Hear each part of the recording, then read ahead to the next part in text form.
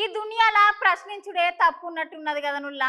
ఇది తప్పని ప్రశ్నించినందుకు ఇక పాలకుర్తి తొర్రూర్లా ఒక యువకుణ్ణి ఇక పోలీసులు నడవరాకుండా కాళ్ళ మీదకెళ్ళి మస్తుగా కొట్టిండ్రట. ఈ ముచ్చట చూడుండ్రు మీరే.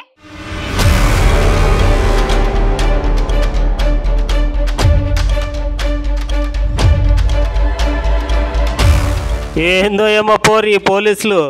అయినా పోలీసులు జనాలకు న్యాయం చేసేది ఇడిచిపెట్టి గిట్ల లీడర్లకు భక్తులుగా మారుడు ఎంతవరకు కరెక్ట్ చెప్పుర్రి.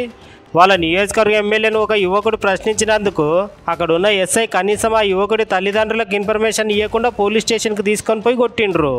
ఈ ముచ్చట ఎక్కడ జరిగిందంటే పాలకుర్తి నియోజకవర్గం తొర్రూరులో జరిగిందుల్లా.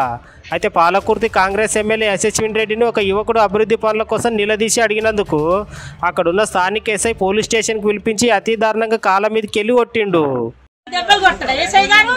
నడువ చేత కాకుండా ఇంట్లో పడి ఉన్నాడు మా కొడుకు. ఇంతకన్నా చిత్రహించబెట్టి కొడతాడా మా ఎస్ఐ గారు? ఇంత ఏం దౌర్జన్యం చేసినావు, ఇంత ఏం తీసుకొచ్చినావు? ఎవరైనా దొంగతనం చేసుకొచ్చినావా? ఎవరైనా ఇల్లు వెళ్ళకొచ్చినావా? అందుకు కాబట్టి ఎట్లా కొట్టిందా?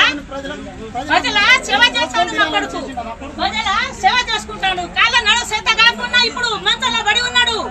ఎస్ఐ గారు నిన్న ఫోన్ గుంజుకున్నారు. ఇప్పుడు దాకా ఇన్ఫర్మేషన్ నాకు ఇచ్చినా మమ్మల్ని తెలియజేసిండా? మీ కొడుకు పోలీస్ స్టేషన్కి రావాలని మాకు తెలియజేసిండా సార్?